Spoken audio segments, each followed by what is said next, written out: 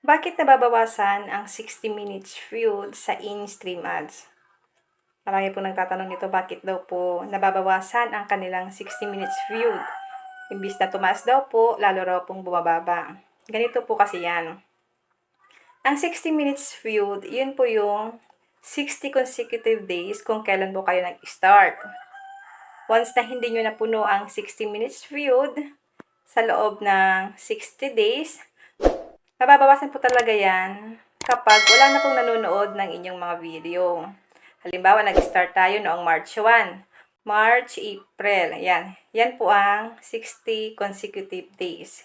Once na nag-start ka ng March 1. Kapag pumatak na ng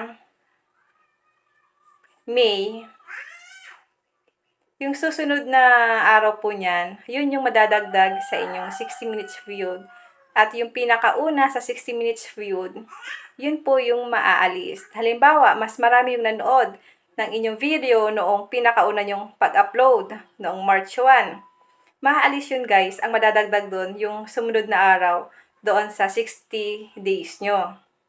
Yun po ang magiging kapalit noong una na natanggal sa inyong 60 days. Kaya po siya guys nababawasan. Kaya ang gagawin po natin, mag-upload lang tayo consistently ng Reels video at longer video. Huwag po tayo mag-focus sa Reels. Mag-upload din tayo ng longer video. Katulad po nito sa akin, nabawasan din po ang aking 60 minutes viewed sa aking in-stream ads.